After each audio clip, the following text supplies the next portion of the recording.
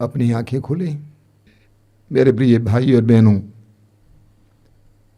प्रभु को धन्यवाद दीजिए इन पलों के लिए, आशीष के समय के लिए।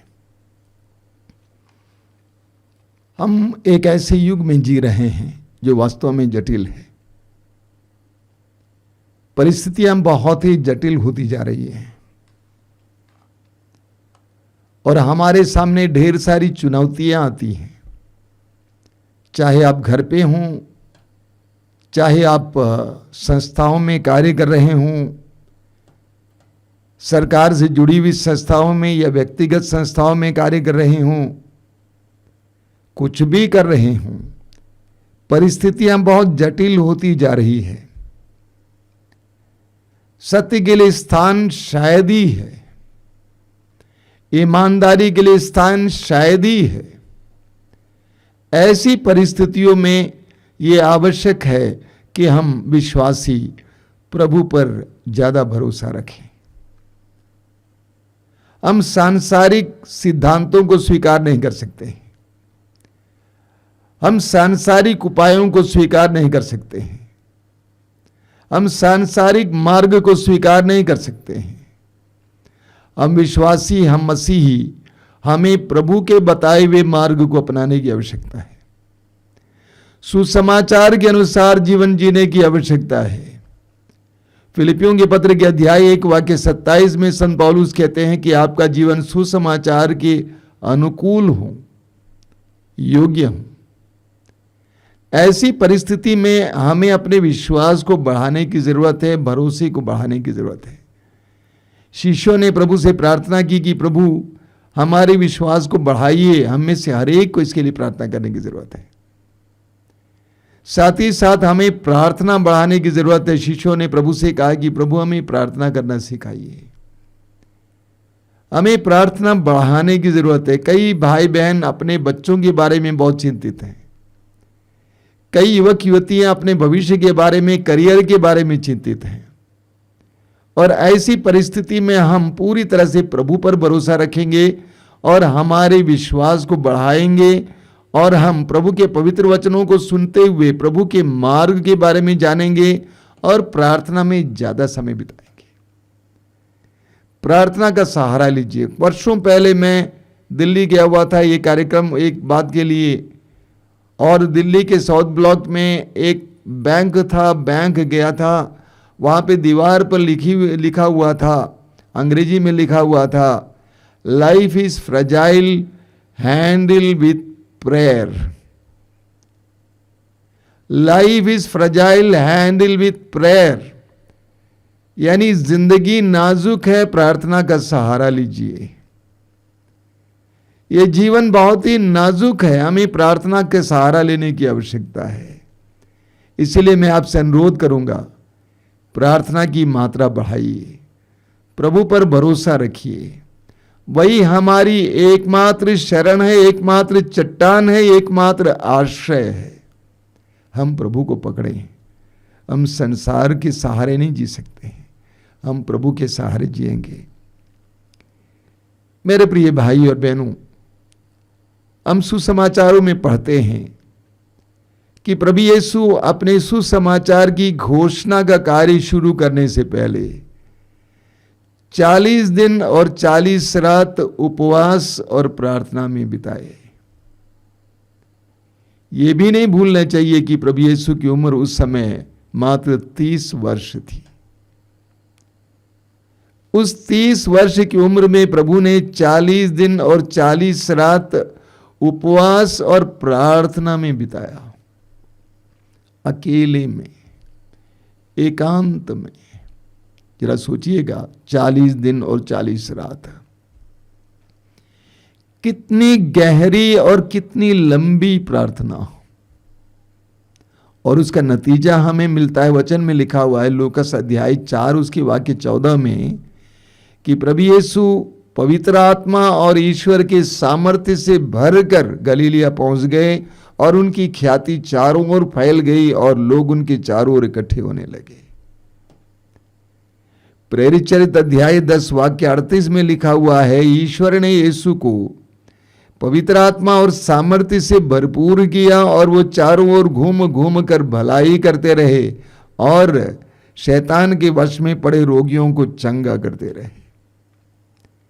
लंबी और गहरी प्रार्थना में बहुत बड़ी शक्ति होती है।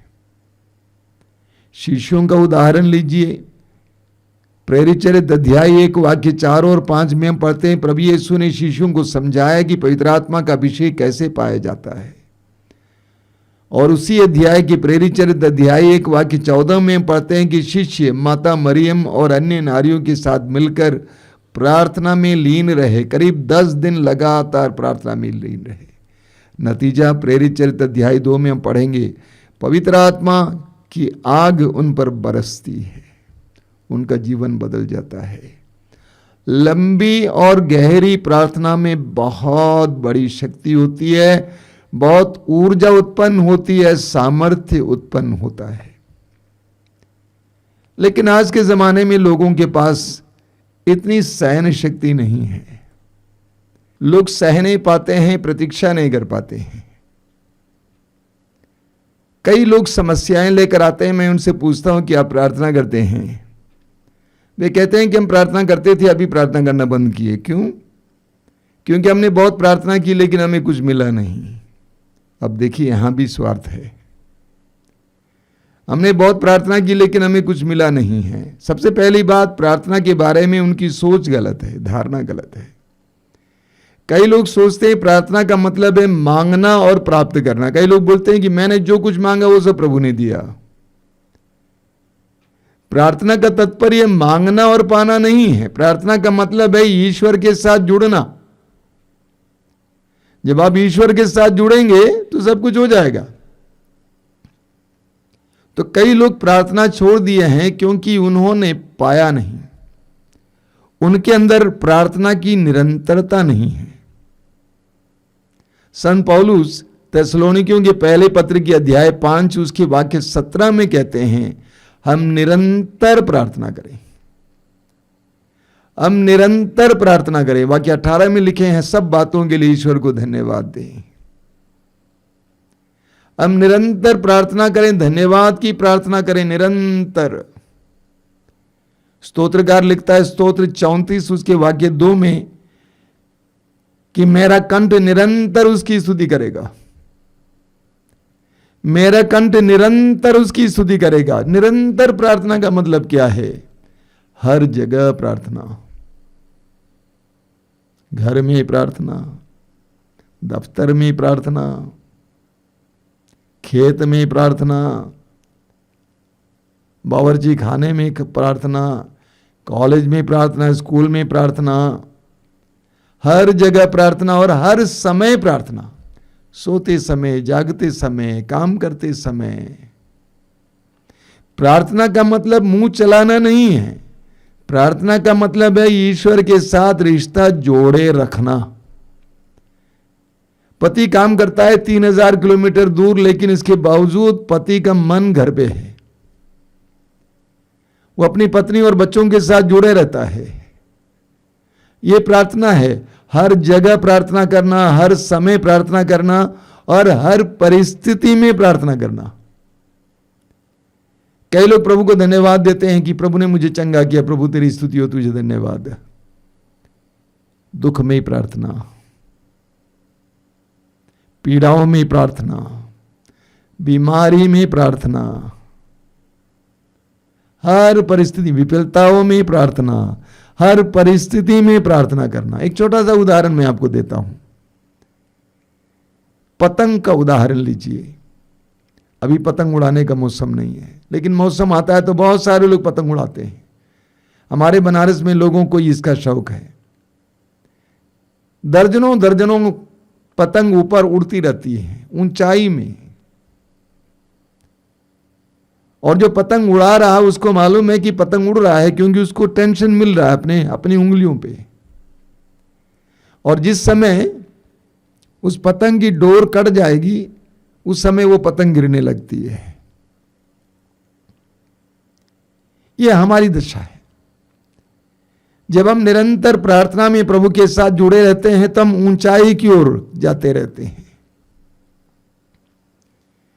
प्रार्थना की शक्ति के द्वारा हम ऊंचाई की ओर जाते रहते हैं। हम पढ़ते हैं स्तोत्रकार क्या कहता है, स्तोत्र 37 उसके वाक्य 3 में वहां लिखा हुआ है, स्तोत्रकार कहता है, अपने संकट के दिन मैं प्रभु को खोजता हूं, दिन रात बिना थके उसके आगे हाथ पसारता हूं। दिन रात बिना थके उसके आगे मैं हाथ पसारता हूं। दिन रात बिना थके उसके आगे मैं हाथ पसारता हूं। हमें निर्गमन ग्रंथ में एक बहुत सुंदर उदाहरण मिलता है। अमलकी लोग इस्राएलियों पर आक्रमण करने आए और इस्राएलियों की कोई विशेष सेना नहीं थी। मूसा ने योशुआ से कहा कि कुछ लोगों को लेकर जाओ मैदान में लड़ने के लिए अमलकियों से। मैं हूर और हारून के साथ पहाड़ पर चढ़ जाऊंगा और वहां पर ईश्वर के दिए हुए उस डंडे को अपने हाथ में उठाकर प्रार्थना में लीन रहूंगा। मैदान में योशुआ अमलकियों के साथ लड़ने के लिए गया हुआ अपनी सेना को लेकर, और पहाड़ पर मूसा हारून और हूर को लेकर चढ़े हुए हैं। मूसा काफी बूढ़े हो चले थे, लेकिन उन्होंने अपने दोनों हाथों को ईश्वर की ओर उठाया। वो सामर्थ्यपूर्ण डंडे को आकाश की ओर उठाया। काफी देर के बाद मूसा थक जाता है। मूसा ने कहा कि मैं थक गया, मेरे लिए एक पत्थर ले आओ, उस पर बैठ जाऊंगा। मूसा बैठ गया और दोनों को आदेश दिया कि मेरे दोनों हाथों को उठाए हुए रखो। वचन में हम पढ़ते हैं कि मूसा ने तब तक अपने दोनों हाथों को उठाए हुए रखा जब तक इस्राएलियों ने अमलकियों को नहीं हराया। एक बहुत ही सुंदर उदाहरण है हमारे लिए। मूसा के दोनों हाथ उठाए हुए रहे जब तक कि इस्राएली अमलकियों को नहीं हराए। मैंने देखा बहुत सारे लोग प्रार्थना में थक जाते हैं, बोलते इतने दिन से मैं प्रार्थना कर रहा हूं, मैं थक गया हूं, मैं थक गई हूं। बहुत सारे विश्वासी प्रार्थना करते करते थक जाते हैं, हार मान लेते हैं। प्रार्थना करना आसान नहीं है। अगर प्रार्थना करना आसान होता तो सारी दुनिया प्रार्थना न करती। प्रार्थना करना बहुत कठिन है। जिस ईश्वर को आप अपनी नंगी आंखों से देख नहीं पाते, उस ईश्वर के साथ विश्वास में जुड़ना बहुत कठिन होता है, बहुत कठिन होता है। इसीलिए बहुत कम लोग प्रार्थना करते हैं। पूजन अर्चन तो करने वाले बहुत सारे हैं, लेकिन गहरी प्रार्थना करने वाले बहुत कम हैं, क्योंकि प्रार्थना करना आसान नहीं है। मैं एक बार स्वर्गीय डीजीएस दिनकरन का इंटरव्यू सुन रहा था, और जीसस कॉल्स मूवमेंट की एक संस्था है जिसका नाम है कारुण्या, काफी बड़ी संस्था है। डॉक्टर जीजीएस दिनकरन ने कहा कि कारुण्या मेरे घुटने के बल पर और मेरे आंसुओं के बल पर बनी है। मेरे घुटनों के बल पर और मेरे आंसुओं के बल पर बनी है। उनके कहने का तात्पर्य क्या है? उन्होंने कई घंटों और कई दिन घुटना टेके और आंसू बहा बहा कर प्रार्थना किए, आंसू बहा बहा कर प्रार्थना किए, तब जाकर इतनी बड़ी संस्था बनी है। हमें लूकास की सुसमाचार की अध्याय 18 में उसके वाक्य 1 से 8 तक बहुत सुंदर वचन पढ़ने को मिलता है। वाक्य 1 में लिखा हुआ है कि निरंतर प्रार्थना करनी चाहिए और कभी हताश नहीं होना चाहिए। नित्य प्रार्थना करनी चाहिए, कभी हताश नहीं होनी चाहिए। वाक्य 6 से 8 तक प्रभु यीशु कहते हैं, क्या ईश्वर अपने चुने हुए लोगों के लिए जो दिन रात उसकी दुहाई देते रहते हैं न्याय की व्यवस्था नहीं करेगा? मैं तुमसे कहता हूं कि शीघ्र ही वो न्याय की व्यवस्था करेगा। किसके लिए? अपने चुने हुए लोगों के लिए जो दिन रात उसकी दुहाई देते रहते हैं। ये यीशु के शब्द हैं। यीशु कहते हैं, क्या ईश्वर अपने चुने हुए लोगों के लिए जो दिन रात उसकी दुआई देते रहते न्याय की व्यवस्था नहीं करेंगे? जरूर करेगा। जो दिन रात उसकी दुआई देते रहते हैं, निरंतर उसकी दुआई देते रहते हैं, न्याय की व्यवस्था करेगा। हमें शोक ग्रंथ के अध्याय 3 उसके वाक्य 49 और 50 में पढ़ने को मिलता है। बहुत जबरदस्त वचन है। लेखक कहता है, मेरी आंखें अविराम बहती रहती हैं। मेरी आंखें अविराम बहती रहती हैं। अविराम मतलब बिना कटे। अविराम बहती रहती हैं। वे तब तक नहीं रुकेंगी जब तक प्रभु स्वर्ग से अपनी दृष्टि नीचे की ओर नहीं फेरता। क्या शब्द है, सुनिए। वचन में लिखा हुआ है, मेरी आंखें अविराम बहती रहती हैं। वे तब तक नहीं रुकेंगी जब तक प्रभु स्वर्ग से अपनी दृष्टि नीचे की ओर नहीं फेरता। अविराम बहती रहती है। निरंतर प्रार्थना, निरंतर प्रार्थना। मत्ती के समाचार के अध्याय 15 में हम कनानी स्त्री के बारे में पढ़ते हैं। प्रार्थना के लिए एक सुंदर उदाहरण है। कनानी स्त्री अपनी बेटी के लिए प्रार्थना करने के लिए आती है यीशु के पास। यीशु उसको नजरअंदाज करते हैं, उसको अनसुना कर देते हैं। यीशु ने उसका तिरस्कार किया, उसको यहां तक कि अपमानित किया, लेकिन वो नारी छोड़ती नहीं है। हम जानते हैं यीशु ने उसकी प्रार्थना को सुना था, लेकिन जवाब नहीं दिया। यीशु उसके विश्वास की परीक्षा ले रहे थे। प्रभु उसके विश्वास को बढ़ने के लिए मौका दे रहे थे,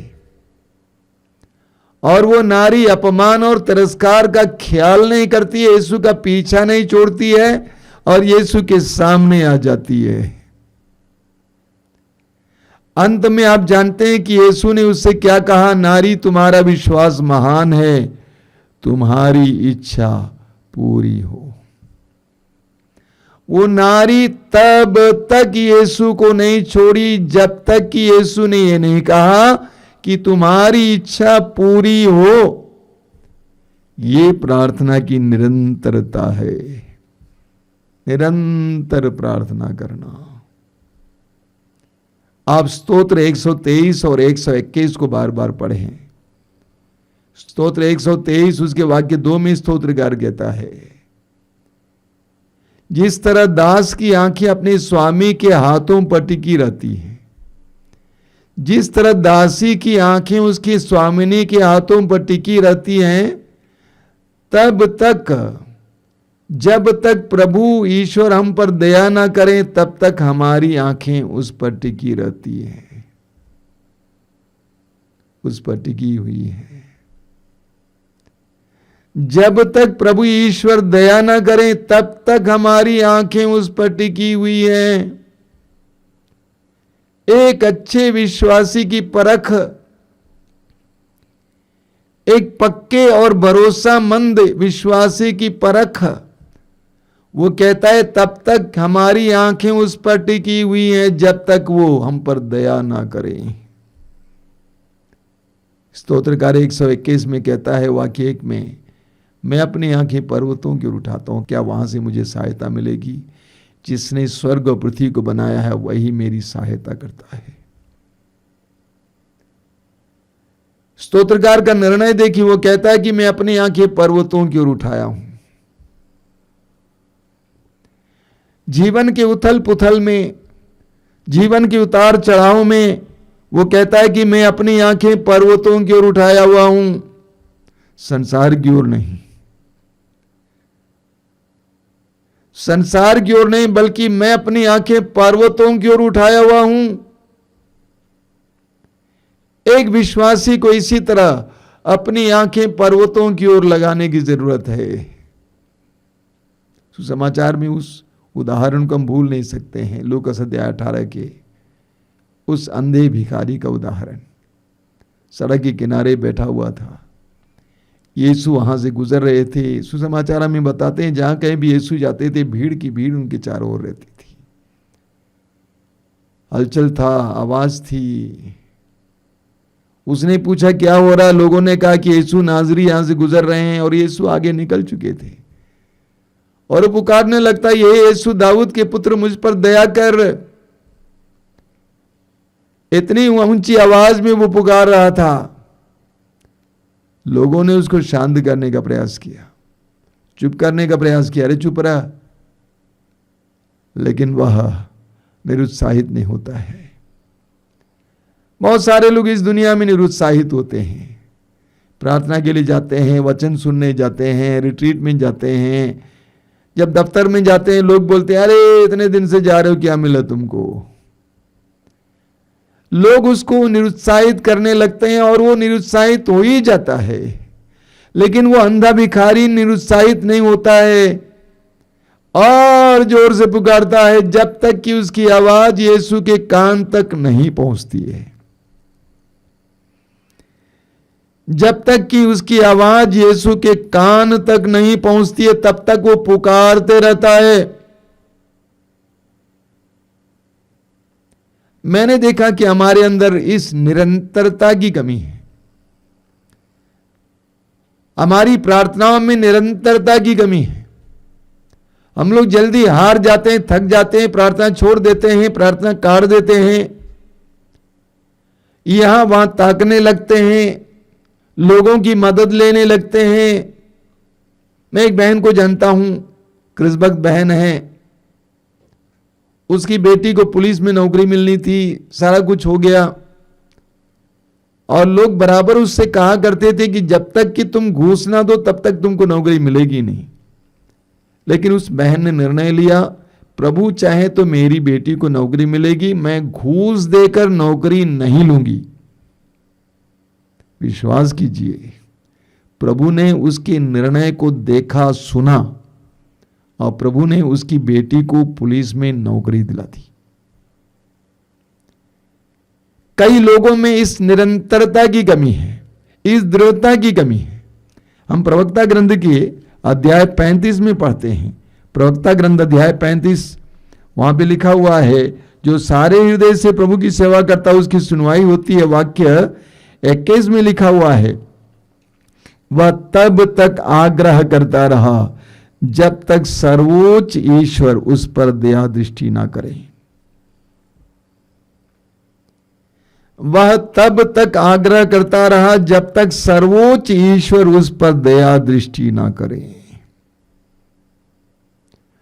तब तक आग्रह करता रहा जब तक सर्वोच्च ईश्वर उस पर दया दृष्टि ना करे। मेरे दिल में स्वर्गीय डीजी दिनकरन के प्रति बहुत प्रेम है, सम्मान है, क्योंकि मैंने देखा कि वो वास्तव में एक सच्चे सेवक थे और गहरे प्रार्थने वाले व्यक्ति थे, दिखावा वाले व्यक्ति नहीं थे। उन्होंने अपने जीवन के एक बहुत बड़े चमत्कार के बारे में कहा। एक व्यक्ति के यहां प्रार्थना करने गए और वो व्यक्ति बीमार पड़ा हुआ था, अब मृत शैया पर पड़ा हुआ था और उसकी जवान पत्नी थी, 2 बच्चे थे। उनको देखकर दिनकरन जी के दिल में बहुत पीड़ा आई और वो प्रार्थना में सब लोगों के सामने, उस घर में सबके सामने प्रार्थना में घुटना टेके उस भाई के बिस्तर के पास। उन्होंने कहा कि मैं 1.5 घंटे तक गहरी प्रार्थना में लीन था। मेरे शरीर से लगातार पसीना बह रहा था। जो लोग मेरे अगल बगल में खड़े थे वे लोग चौंक गए कि हो क्या रहा है। 1.5 घंटे तक प्रार्थना में लीन थे, पसीना बहाते हुए प्रार्थना किए। सुसमाचार में हम पढ़ते हैं कि प्रभु यीशु ने खून का पसीना बहाया। पसीना बहाते हुए भाई जी ने प्रार्थना की और प्रार्थना के अंत होते होते उन्होंने देखा कि वो व्यक्ति जो मृत शैया पर पड़ा था उठ बैठ गया और कहा कि मुझे कुछ खाने को दीजिए। प्रभु ने उसको मौत से छुड़ा लिया। प्रभु ने उसको मौत से छुड़ा लिया। आज लोग शिकायत करते हैं, अपने पति के बारे में शिकायत करते हैं, पत्नी के बारे में शिकायत करते हैं, बच्चों के बारे में शिकायत करते हैं, शिकायत पर शिकायत, परिस्थिति के बारे में शिकायत करते हैं। शायद मैंने आपसे कई बार कहा है, शिकायत का जमाना बीत गया, अभी प्रार्थना का जमाना आया है। शोक ग्रंथ में, शोक ग्रंथ के रचयिता कहते हैं, उसके अध्याय 3 वाक्य 40 में, कि इसके बदले, शिकायत के बदले हम अपने हाथ और हृदय प्रभु की ओर उठाएं। शिकायत के बदले हम अपने हाथ और हृदय प्रभु की ओर उठाएं। शोक ग्रंथ के अध्याय 2 वाक्य 18 और 19 में हम पढ़ते हैं। शोक ग्रंथ अध्याय 2 उसके वाक्य 18 और 19 में हम पढ़ते हैं, प्रार्थना की जरूरत के बारे में क्या लिखा हुआ है? तुम सारे हृदय से प्रभु सियोन के रक्षक की दुहाई दो। तुम सारे हृदय से प्रभु सियोन के रक्षक की दुहाई दो। तुम्हारे आंसू दिन रात नदी की तरह बहते रहें, तुम नहीं रुको, निरंतर रोते रहो। और एक बार सुन लीजिए, तुम सारे हृदय से प्रभु सियोन के रक्षक की दुहाई दो। तुम्हारे आंसू दिन रात नदी की तरह बहते रहे, तुम नहीं रुको, निरंतर रोते रहो। उठो, रात में चिल्लाओ, पहले पहर में अपना हृदय पानी की तरह बहा दो। अपने बच्चों के प्राण बचाने के लिए प्रभु के सामने हाथ उठाकर प्रार्थना करो। आज हमें ऐसी प्रार्थना की आवश्यकता है। कई परिवारों की परिस्थिति बहुत गंभीर है। कई लड़कियों लड़कों की परिस्थिति बहुत गंभीर है। बिना उद्देश्य की जिंदगी जीने वाले, बिना नैतिकता की जिंदगी जीने वाले कुछ भी करने को कभी भी तैयार हो जाते हैं। ऐसी परिस्थिति में, ऐसे विकट परिस्थिति में माता पिताओं की जिम्मेदारी बढ़ जाती है। सिर्फ बच्चों को जन्म देना, खाना खिलाना, कपड़ा पहनाना, पढ़ाना लिखाना, वोकेशनल ट्रेनिंग देना, प्रोफेशनल ट्रेनिंग देना काफी नहीं है। हमारी जिम्मेदारी बढ़ जाती है। इसीलिए प्रभु यीशु ने कहा, मांगो, मांगो और तुम्हें दिया जाएगा। प्रभु ने कहा, पृथ्वी पर 2 व्यक्ति एक मत होकर जो कुछ मांगे मेरे स्वर्गीय पिता निश्चय ही वह प्रदान करेगा। प्रभु ने कहा, मेरा नाम लेकर मांगो। प्रभु ने हमें मांगने को सिखाया है, ईश्वर पर भरोसा रखने को सिखाया है। प्रभु ने हमें ईश्वर से कृपाएं प्राप्त करके ईश्वर के साथ जुड़ने को सिखाया है। हम मांगें और मांगना सीखें। हम निरंतर मांगें, प्रभु के साथ जुड़े रहें। जैसा कि बार बार अभी वचनों में आपने सुना कि तब तक अपनी आंखों को प्रभु पर लगाए रखें जब तक कि प्रभु आप पर दया ना करें। पौलुस कहते हैं, हम निरंतर प्रार्थना करते रहें। खटखटाना बंद मत कीजिए, ढूंढना बंद मत कीजिए, मांगना बंद मत कीजिए। बिना बंद किए निरंतर मांगिए, निरंतर ढूंढिए, निरंतर खटखटाते रहिए। वचन कहता है, हम निरंतर प्रार्थना करते रहें। हर जगह, हर समय, हर परिस्थिति में प्रार्थना में प्रभु के साथ जुड़े रहें। याद रखें, मैंने उस पतंग का उदाहरण दिया था।